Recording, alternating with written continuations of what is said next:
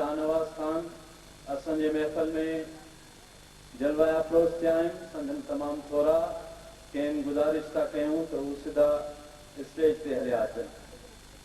असांजे हिन कचहरीअ जा इंतहाई मान वारा महिमान सरदार मलिक असद सिकंदर साहब जा ब्रदर मलिक शाहनवाज़ खान, तव्हांजे भरपूर आजिया में मोहतरम मलिक शाहनवाज़ खान असांजे सिंध सरकार जा सूबाई वज़ीर मोहतरम डॉक्टर दयाराम ईसराणी साहब, वाइल्ड लाइफ जा सूबाई मिनिस्टर सिंध सरकार जा सूबाई वज़ीर डॉक्टर दयाराम ईसराणी साहब,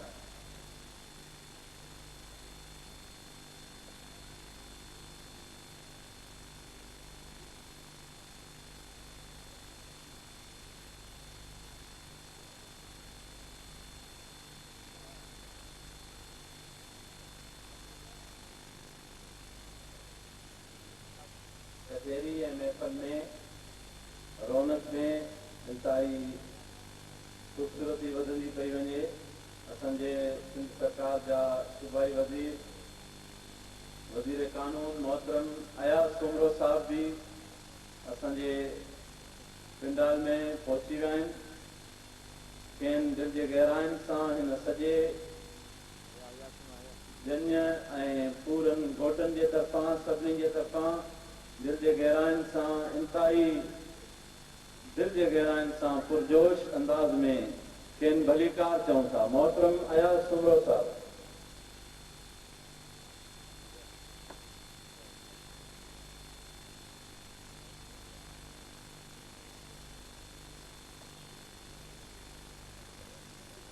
असांजा मौजूद वॾेरो कांबू खान ब्राह्मणी साहब असांजे पिंडाल में जलवा फरोज़ थिया आहिनि। संदन वॾा वड़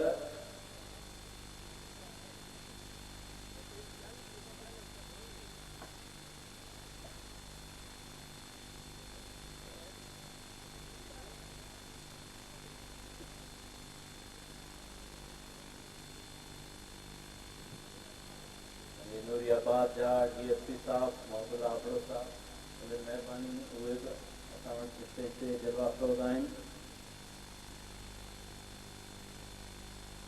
असांजे तालके थाणे बोला खान जा नायब नाज़िम मियां ज़िजार खान ताक़िली साहब असांजे दरमियान में वेठा आहिनि। उनखे बि गुज़ारिश था कयूं त हू असां सां गॾु अची कंपनी कनि, महिरबानी साईं माज़रत था कनि। असांजे सिंध जी माण्हुनि जी सुजागी में वॾो रोल अदा कंदड़ असांजे सिंध जो आवाज़ु, सिंधी माण्हुनि जो आवाज़ु, सिंध जी माण्हुनि जे ॾुखनि खे इंतहाई दर्द भरे अंदाज़ में मीडिया जे अंदरि ख़ूबसूरत अंदाज़ में पेश करण वारा असांजा मोहतरम साईं नाज़ सहतो साहब, खेनि बि गुज़ारिश कयूं था त असां सां गॾु स्टेज ते अचनि। संदन वॾी महिरबानी जो उमरकोट जे प्रोग्राम मां कढी असांजे महफ़िल में अची असांखे रौनक बख़्शी अथनि।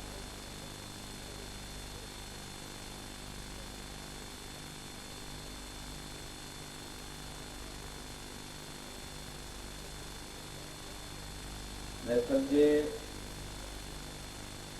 रौनक में इज़ाफ़ो अची वियो। असांजे कोहिस्तान जा ख़ूबसूरत सरदार मोहतरम साईं मलिक असद सिकंदर साहब अॼु साईं खुर्शीद शाह साहब जे दावत में वेल आहिनि कराची। पंहिंजे पारां संदन नंढे भाउ मलिक शाहनवाज़ खान साहब खे मोकिलियो अथनि। असां संदन खुरात आहियूं।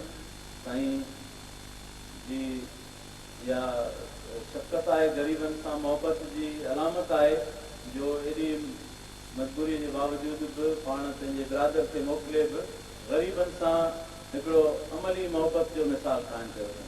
ऐं असांजे कोहिस्तान खे हिन दफ़े इहो वॾो एज़ाज़ आहे जो असांजे डिस्ट्रिक्ट जानकोरे मां काफ़ी मिनिस्टर थिया आहिनि, जंहिंमें असांजे डॉक्टर दयाराम साहब जेके तव्हां समूरनि जे साम्हूं जलवा अफ़रोज़ आहिनि, संदन वॾा वड़ जो असांजे हिन ग़रीबनि जी ख़ुशीअ खे पाण रौनक बख़्शी कनि। संदन महिरबानी।